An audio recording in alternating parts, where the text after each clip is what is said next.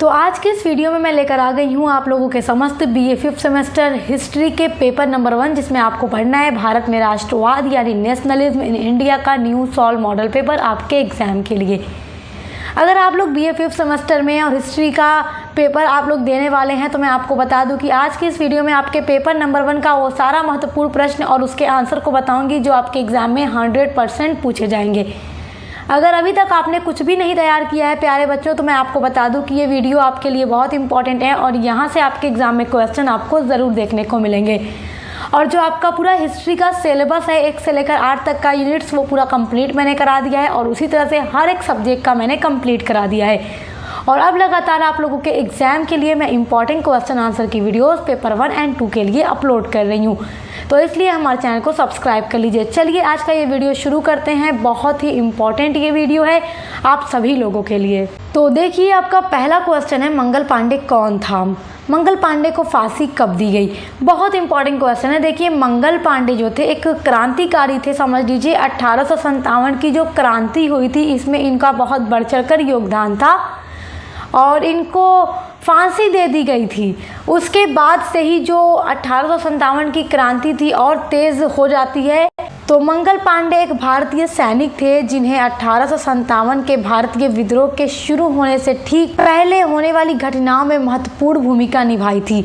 जैसे जो तात्कालिक कालन था 1857 की क्रांति का, तो उसमें इन्होंने एक महत्वपूर्ण भूमिका निभाई थी। देखिए, जो ब्रिटिश सरकार थी उसने एक नई राइफ़ल लाई और भारतीय सैनिकों को दिया कि ये राइफ़ल आप लोगों को अब आज से प्रयोग करना है। और राइफ़ल के कारतूस में जो ऊपरी हिस्सा था उसको मुंह से काटना पड़ता था और ऊपरी जो हिस्सा था उसको गाय और पीक की चर्बी से बनाया गया था। तो मंगल पांडे को ये बात पता लग गई और उन्होंने कारखाने में ये चीज़ें अपनी आंखों से भी देख ली थी। तो इसलिए भारतीय सैनिकों ने और मंगल पांडे समेत जितने भी सैनिक थे उन सभी ने कह दिया, चाहे वो मुस्लिम रहा हो या फिर हिंदू रहा हो, क्योंकि सभी के लिए ये गलत था कि गाय और पिग की चर्बी जो मुंह से उसको काटना पड़े, तो ये हमारे लिए सही नहीं है, हम इसका प्रयोग नहीं करेंगे। और इसलिए मंगल पांडे ने 2 सैनिकों को, 2 ब्रिटिश ऑफिसर को गोली मार दी कि हम नहीं यूज़ करेंगे ऐसे कारतूस का। तो उन्होंने ब्रिटिश ईस्ट इंडिया कंपनी के 34वीं बंगाल नेटिव रेजिडेंट में सिपाही थे और जो मंगल पांडे थे वो ब्रिटिश ईस्ट इंडिया कंपनी में 34वीं बंगाल नेटिव में ये सिपाही थे, सैनिक थे और इन्होंने इसी वजह से 2 ब्रिटिश सैनिकों को गोली मार दी थी। इसी कारण इनको सज़ा सुनाई गई और 8 अप्रैल 1857 को मंगल पांडे को फांसी दे दी गई थी। तो ये सब कुछ जो वजह थी, ये सब महत्वपूर्ण घटनाएं हैं 1857 की क्रांति के पहले की, और जस्ट इसी के बाद जो क्रांति थी और तेज़ी से भड़कती है। आपका दूसरा महत्वपूर्ण प्रश्न है, प्रथम स्वाधीनता संग्राम की असफलता के कारण क्या क्या थे? जब मैंने आप लोगों की क्लास कराई थी तो इन सभी को पूरा डिटेल में कराया हुआ है। यहाँ पर आपके वेरी शॉर्ट के लिए मैं बता रही हूँ कि अगर क्वेश्चन आएगा तो आपको ऐसे ही लिखना होगा। ये क्वेश्चन समटाइम लॉन्ग में भी पूछ देता है, तो लॉन्ग के लिए आप हमारे प्लेलिस्ट में चेक करके वीडियो पढ़ लीजिएगा। इन सभी पॉइंट्स का मैंने पूरा एक्सप्लेनेशन भी उसमें दिया हुआ है। तो देखिए, पहला कारण था कि जो क्रांतिकारी थे 1857 के दौरान उनके पास जो साधन थे बहुत ही सीमित थे, इस कारण भी क्रांति असफल हो जाती है। दूसरा कारण था कि जो अंग्रेज़ थे उनके पास कुशल सेनापति थे और कुशल सेनापतियों के कारण वो लोग जीतते हैं और भारतीय क्रांतिकारी जो थे वो लोग हार जाते हैं और क्रांति असफल हो जाती है। तीसरा कारण था, ये इसका जो क्षेत्र था क्रांति का बहुत ही सीमित था। पूरे भारत में क्रांति के लिए लोग नहीं उठे थे, बस कुछ ही स्थानों पर, मेरठ से शुरू हुआ था ये सब कुछ, वहाँ से दिल्ली पहुँचते हैं, तो बस बहुत सीमित क्षेत्रों में क्रांति की गई थी। तो ये भी असफलता का एक बड़ा कारण था। चौथा कारण है कि अंग्रेज़ों के पास जो संचार व्यवस्था थी वो बहुत अच्छी थी, वो एक मैसेज दूसरे तक बहुत इजीली ट्रांसफ़र कर लेते थे, जबकि क्रांतिकारियों के पास ऐसा कुछ नहीं था कि वो एक मैसेज को दूसरे तक पहुंचा करके अच्छे से क्रांति की पूरी जो संरचना हो वो तैयार कर सकें। तो ये भी एक कारण था क्रांति की असफलता का। पांचवा कारण था कि निश्चित उद्देश्यों का अभाव था। जितने भी क्रांतिकारी थे सबके अलग अलग उद्देश्य थे क्रांति करने के।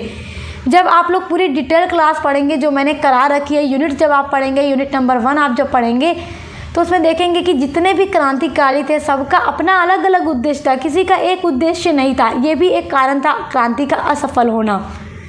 छठा कारण था कि क्रांति में एकता का भी अभाव था, क्योंकि जब उद्देश्य अलग होंगे तो एकता का भी अभाव होगा।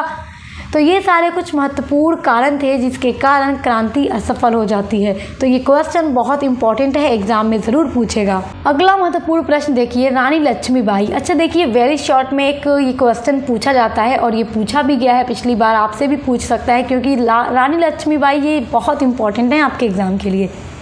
तो वेरी शॉर्ट में ना बस इतना ही लिख के छोड़ देता है, तो आपको समझ जाना है कि रानी लक्ष्मीबाई के बारे में लिखना है। तो ये आपके वेरी शॉर्ट के लिए एकदम इनफ है आंसर। तो चलिए देख लेते हैं, बहुत इंपॉर्टेंट है। रानी लक्ष्मीबाई झांसी के राजा गंगाधर राव की पत्नी थीं और 1853 ईस्वी में राजा की मृत्यु के बाद वे दामोदर राव नामक एक बालक को दत्तक पुत्र के रूप में लेकर स्वयं ही झांसी का राजकाज देखने लगी थीं। इनके पुत्र का नाम याद रखिएगा, दत्तक पुत्र था, नाम क्या था, दामोदर राव। परंतु जो लॉर्ड डलहौजी था उसने गोद निषेध नीति के तहत झांसी को ब्रिटिश राज्य में मिला लिया। अब देखिए, गोद निषेध यानी कि किसी गोद लिया था ना उन्होंने दामोदर राव को, इनका बेटा नहीं था, गोद लिया था। उस समय जैसे था कि गोद लिए गए बालक को क्या नहीं दिया जाएगा, उनका राज्य नहीं दिया जाएगा। जबकि झांसी की रानी जो थी ये 1857 की क्रांति में लड़ती ज़रूर है, मगर इनका मकसद क्या था कि अपने दत्तक पुत्र दामोदर राव को सिंहासन दिला सकें। तो लॉर्ड डलहौजी ने तो गोद निषेध नीति लागू की हुई थी, इसलिए जो झांसी था उसको उन्होंने अपने ब्रिटिश राज्य में मिला लिया था। रानी ने इसे अस्वीकार कर दिया और अंग्रेज़ों से संघर्ष करने के लिए कमर कस ली और इन्होंने अच्छे से अंग्रेज़ों के साथ लड़ाई भी की थी। और इनके लिए कहा भी तो जाता है कि खूब लड़ी मर्दानी थी वो, झांसी वाली रानी थी। और काफ़ी संघर्ष के बाद भी रानी ने हार नहीं मानी और अंत में देश की रक्षा में लड़ते लड़ते ये वीर गति को प्राप्त हो गई, इनकी मृत्यु हो गई। लेकिन अपने ज़िंदगी में इन्होंने कभी अंग्रेज़ों से हार नहीं मानी। तो रानी लक्ष्मीबाई के बारे में आप वेरी शॉर्ट में इतना ही लिख दीजिएगा, आपको पूरा मार्क्स मिल जाएगा। अगला इंपॉर्टेंट क्वेश्चन है मुस्लिम लीग की स्थापना। मुस्लिम लीग की स्थापना से भी क्वेश्चन ज़रूर आएगा, लॉ में भी पूछ सकता है। और मैं बार बार आपसे कह रही हूँ कि आपके सिलेबस के ये जितने भी टॉपिक हैं इन पर फुल डिटेल वीडियो मैंने अपलोड कर रखी है, एकदम सब कुछ डिटेल में। मुस्लिम लीग की स्थापना क्यों की गई, कब की गई, किस कारण की गई, क्या क्या इनके अलग अलग मांग थी, सारा कुछ मैंने डिटेल में पढ़ा दिया है, जो लॉन्ग के लिए आपके लिए हेल्पफुल होगा। तो आप हमारे चैनल पे विजिट करके फुल वीडियो ज़रूर देखिएगा जो यूनिट वाइज मैंने अपलोड की है। तो देखिए, ये शॉर्ट क्वेश्चन के माध्यम से बता रही हूँ ना, आपको शॉर्ट में ऐसे लिखना होगा। लॉन्ग के लिए भी वीडियो आएगी, आपको परेशान नहीं होना है। वैसे आप फुल क्लास कर लीजिएगा हमारे चैनल पे देख करके। देखिए, वर्ष 1905 ईस्वी में लॉर्ड कर्जन द्वारा बंगाल विभाजन के बाद यानी कि पश्चात 1906 ईस्वी में ही मुस्लिम लीग की स्थापना हिंदू मुस्लिम सांप्रदायिकता को आधार बनाकर कर दी गई। अब देखिए, बंगाल का विभाजन तो 1905 में कर दिया गया था, लॉर्ड कर्जन ने करवा दिया। और लॉर्ड कर्जन का मकसद क्या था कि बंगाल इतना बड़ा था और जितने भी राष्ट्रवादी भावना उभरती थी देश में तो वो बंगाल से ही उभरती थी। तो लॉर्ड कर्जन ने बंगाल का पार्टीशन करवा दिया, पश्चिमी बंगाल और पूर्वी बंगाल। तो पश्चिमी बंगाल में हिंदू ज़्यादा रखा, मुस्लिमों को कम रखा। पूर्वी बंगाल में मुसलमानों की जनसंख्या ज़्यादा रखी, हिंदू को कम रखा, ताकि एक दूसरे की जब संख्या वहाँ पे अधिक कम होगी तो लोग एक दूसरे से डर के रहेंगे। और हिंदू मुसलमान की एकता को तोड़ने के लिए बंगाल का विभाजन किया गया था। जबकि जब बंगाल का विभाजन किया गया तो लॉर्ड कर्जन ने क्या कारण बताया कि इतना बड़ा प्रांत है, इतनी ज़्यादा पॉपुलेशन है, तो इसलिए इसका प्रशासन इसको संभालना आसान नहीं है, तो दो भागों में हमने बांट दिया। जबकि मेन कारण था हिंदू मुस्लिम की एकता को तोड़ना, क्योंकि हमारे भारत में हिंदू मुस्लिम बहुत ज़्यादा मिलकर रहते थे। तो हिंदू मुस्लिम सांप्रदायिकता को आधार बना करके बंगाल का विभाजन किया गया था।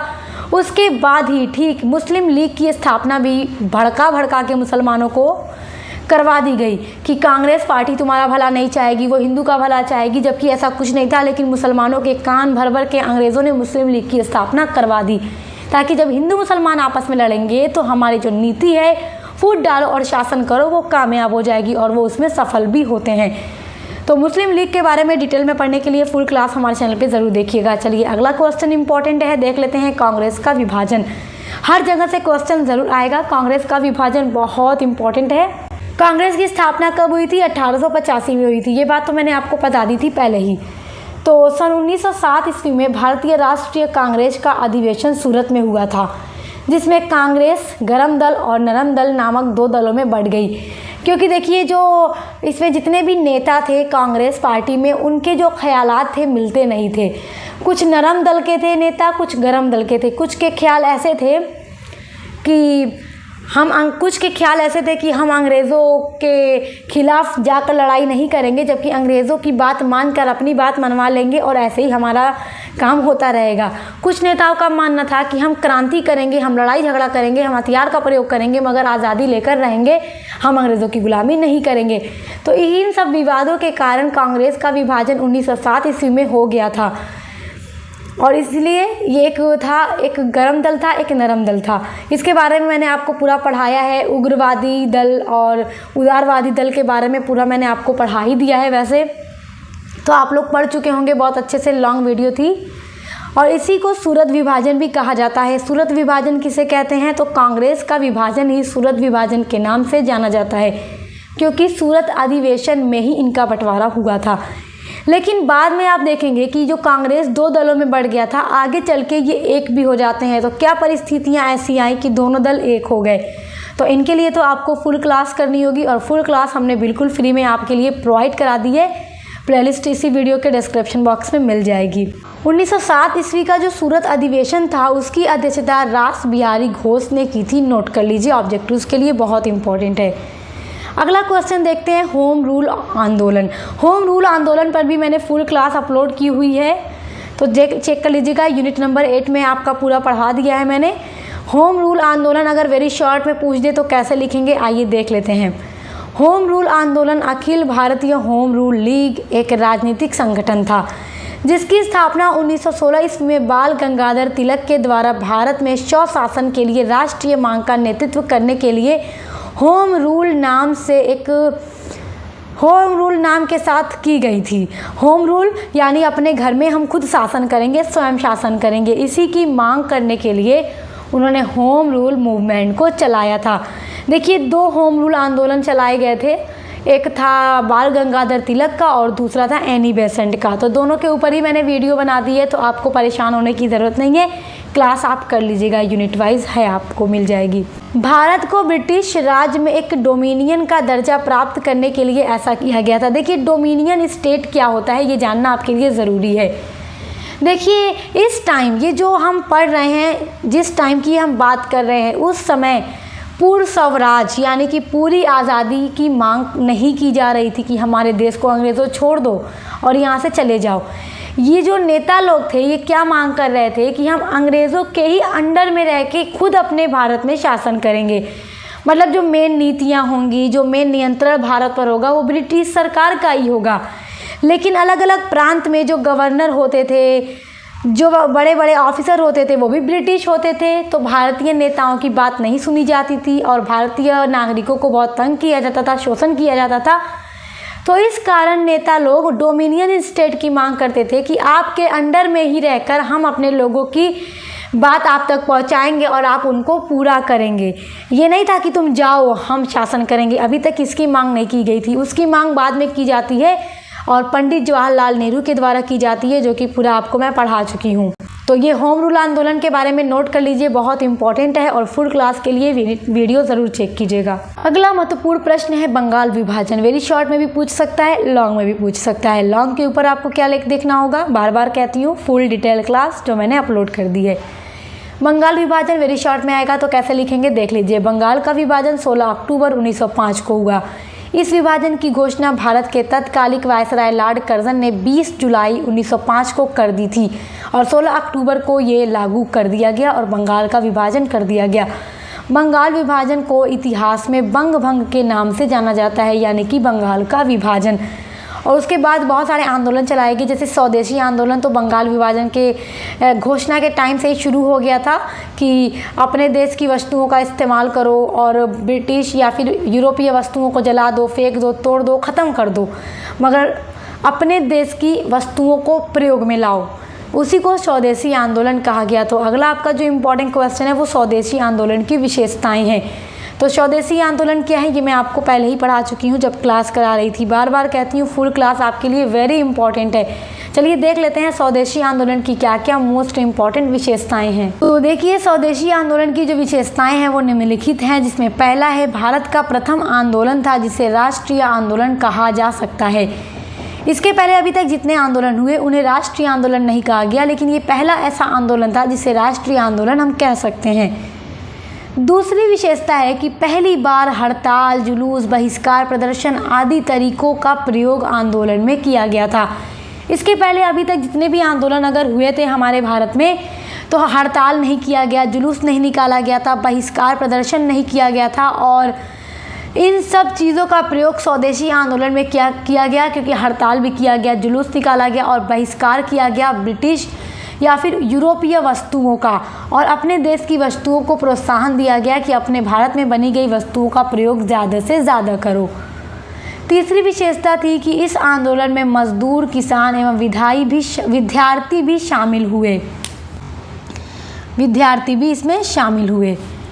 और देखिए चौथी विशेषता है कि पहली बार महिलाओं ने भी आंदोलन में भाग लिया था। इसके पहले कि किसी भी आंदोलन में अभी तक महिलाओं ने कोई भाग नहीं लिया था, मगर स्वदेशी आंदोलन में महिलाओं ने बढ़ चढ़कर हिस्सा लिया और आंदोलन को बढ़ावा दिया।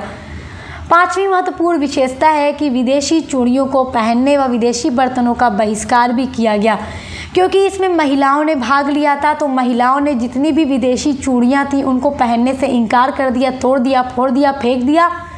और जितने भी विदेशों में बने बर्तन अभी तक महिलाएं प्रयोग में लेकर आ रही थी खाना बनाने, खाना खाने पीने के दौरान, उन सब का भी बहिष्कार किया गया और महिलाओं ने साफ साफ मना कर दिया कि हम विदेशी बर्तनों का और चूड़ियों का प्रयोग आज से कभी नहीं करेंगे। छठी विशेषता है कि स्वदेशी आत्मनिर्भरता और आत्मशक्ति का नारा भी इसमें लगाया गया कि स्वदेशी बनो, आत्मनिर्भर बनो, आत्मशक्ति वाले बनो, दूसरों पर डिपेंड मत रहो। सातवीं विशेषता इसकी है कि अनेक कॉलेज, उद्योग, धंधों की भी स्थापना हुई, क्योंकि जब अपने देश की वस्तुओं को प्रोत्साहन दिया जाएगा तो बड़े बड़े उद्योग धंधे स्थापित इसीलिए किए गए कि जितना अपने देश की वस्तुओं का प्रयोग करोगे तो उतनी देश में जो हमारा उद्योग धंधा है वो बढ़ेगा और अपने देश की ही जो अर्थव्यवस्था है, जो इकोनॉमी है वो और डेवलप होगी, अच्छी होगी। और कॉलेज की भी स्थापना की गई ताकि अच्छे से विद्यार्थी अच्छी शिक्षा ले सकें। अगला इंपॉर्टेंट क्वेश्चन है आपका गांधी और सत्याग्रह। ये वेरी शॉर्ट में पूछता है और बहुत ज़्यादा इंपॉर्टेंट है, क्योंकि गांधी जी ने अलग अलग तरह के सत्याग्रह यानी आंदोलन चलाए थे। तो आइए उनके बारे में देख लेते हैं। और यहाँ पे एकदम लिख लीजिए, टॉप लेवल का ये क्वेश्चन है और आपके एग्जाम में 100% आएगा, इसलिए इसको स्क्रीनशॉट ज़रूर कीजिएगा। तो आइए देखते हैं गांधी और सत्याग्रह। देखिए गांधी जी ने अपनी संपूर्ण अहिंसक कार्य पद्धति को सत्याग्रह का नाम दे दिया।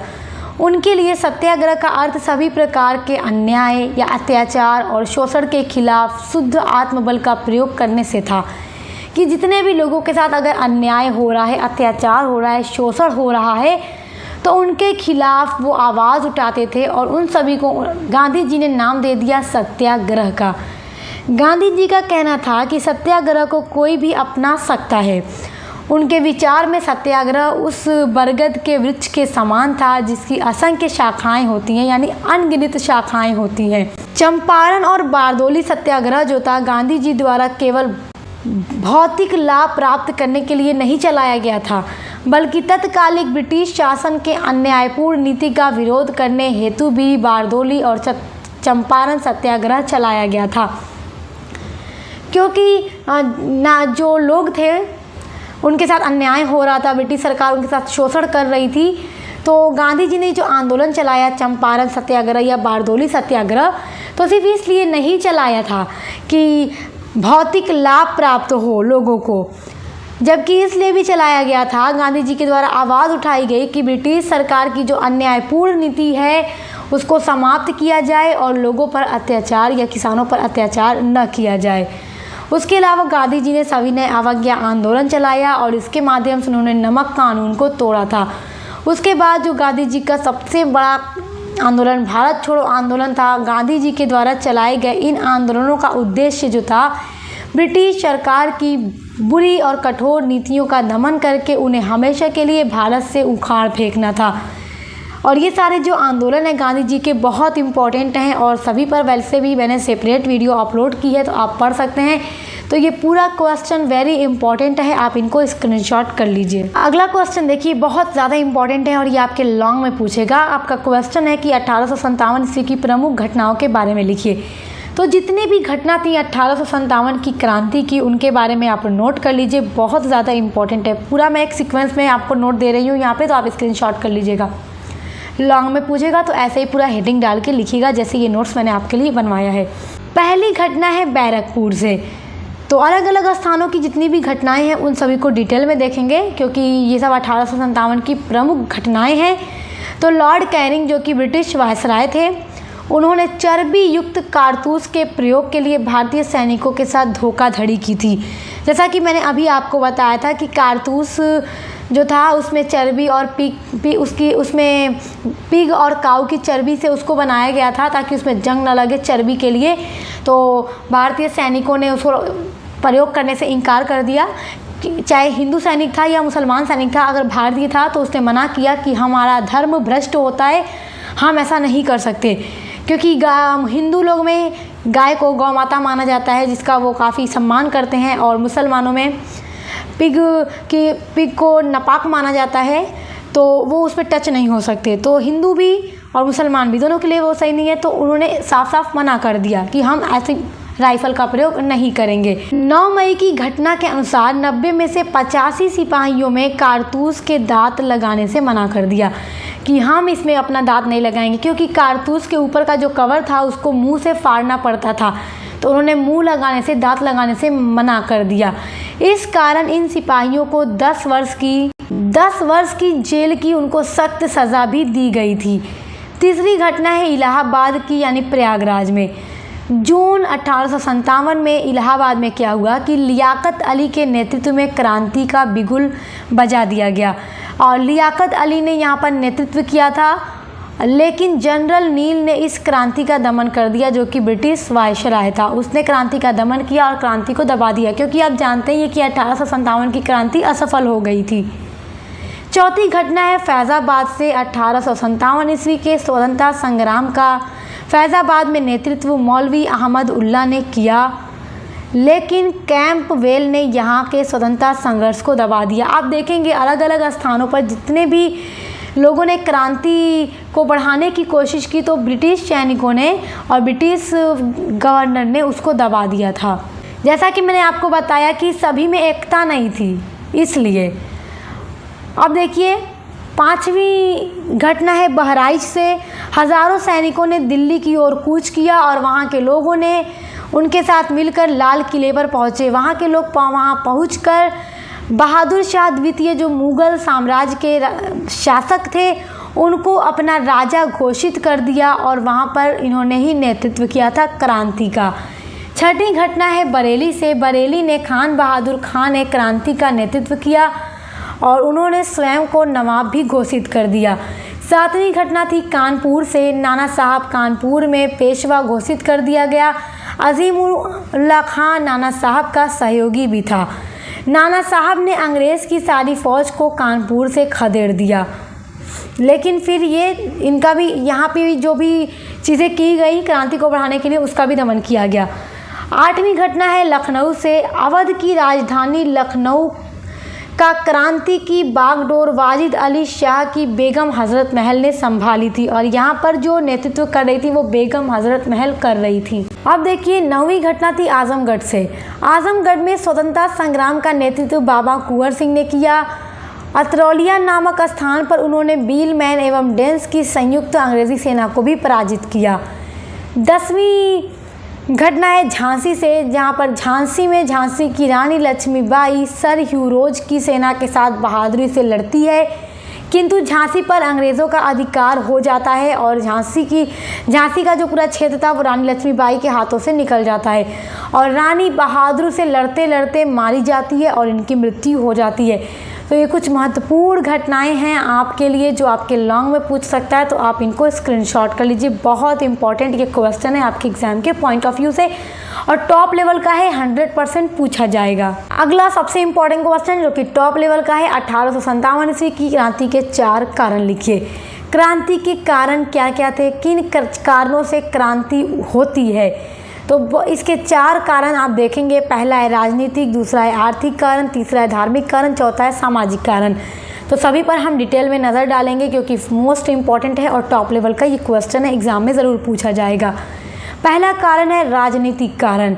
अंग्रेज़ों की युद्ध नीति लॉर्ड वेलेस्ली द्वारा चलाई गई थी और सहायक संधि नीति तथा लॉर्ड डलहौजी ने लैप्स नीति के परिणाम स्वरूप बंगाल, बिहार, उड़ीसा, हैदराबाद आदि भारतीय रियासतों पर कब्जा कर लिया था, जिसके कारण वहाँ राजनीतिक असंतोष फैल गया। जब हर एक क्षेत्र अंग्रेज़ों के अंडर में जाएगा तो असंतोष फैल रहा था और ये सब राजनीतिक कारण थे कि क्रांति तो होना ही था।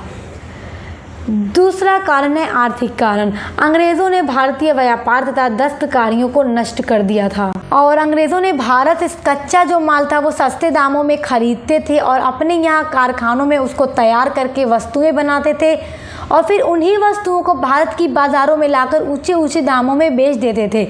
इस तरह भारत में बेरोज़गारी फैल गई। अब जाहिर सी बात है कि भारत का ही कच्चा माल तुम सस्ता लोगे और अपने देश में जाकर ले जाके उसका प्रोडक्शन करके भारत में लाके जो फाइनल गुड्स होगा उसको भारत में महंगा महंगा बेचोगे तो भारत की जो अर्थव्यवस्था है वो ख़राब होगी, यहाँ बेरोज़गारी फैलेगी। तो ये सब पृष्ठभूमि थी अलग अलग कारणों से। तो अगर आपसे एग्ज़ाम में पूछ दे कि 1857 की क्रांति के क्या कारण थे या उसकी पृष्ठभूमि कैसे बनी, तो ये सब पृष्ठभूमि भी है क्योंकि इन सब कारणों से क्रांति की ज्वाला भड़क रही थी और फिर क्रांति होती है। तीसरा कारण था धार्मिक कारण। अब जैसे कि देखिए अंग्रेज़ों ने बड़ी मात्रा में भारतीय नागरिकों को ईसाई बना लिया था और ईसाई बनने वाले भारतीय नागरिकों को उन्होंने उनकी रक्षा की और जितने भी भारतीय नागरिक ईसाई धर्म को अपना चुके थे उनके हितों की रक्षा भी अंग्रेज़ों ने की थी। भारतीय हिंदुओं तथा मुसलमानों में असंतोष का ये एक प्रमुख कारण बन गया था। तो ये धार्मिक कारण था। चौथा कारण है सामाजिक कारण। अंग्रेज़ों ने पंचायत व्यवस्था को भी समाप्त कर दिया था और इससे न्याय महंगा हो गया और देर से मिलने लगा क्योंकि जब जो पंचायत व्यवस्था होगी उसको समाप्त कर देंगे तो न्याय मिलने में टाइम भी लगेगा और पैसा भी खर्च होगा। नई भूमि कर व्यवस्था से भी किसानों का बहुत शोषण हुआ जिससे अंग्रेज़ों के विरुद्ध जन असंतोष का बढ़ना स्वाभाविक था और भारतीय जनता अब प्रेरित थी क्रांति के लिए। क्रांति तो होती है मगर असफल हो जाती है, लेकिन फिर धीरे धीरे क्रांति बढ़ती है, अलग अलग आंदोलन भी चलाए जाते हैं और फाइनली हम आज़ाद भी हो जाते हैं 1947 को अंग्रेज़ों की गुलामी से। तो यहाँ जो 1857 की क्रांति है इसको पहला राष्ट्रीय आंदोलन भी कहा जाता है क्योंकि यहीं से शुरुआत हुई थी, लेकिन ये असफल हो गया था। तो ये सारे कुछ इंपॉर्टेंट क्वेश्चन हैं आपके एग्जाम के पॉइंट ऑफ व्यू से, आप इन सभी को याद कर लीजिए और ऐसे ही हर एक सब्जेक्ट की वीडियोस मैं लगातार अपलोड कर रही हूँ। तो आप हमारे चैनल पर विजिट करके पढ़ते रहिए, अपने दोस्तों के साथ ज़रूर शेयर कीजिएगा ताकि हर कोई अच्छे से अपने एग्ज़ाम की तैयारी कर सके। अब मिलते हैं नेक्स्ट वीडियो के साथ।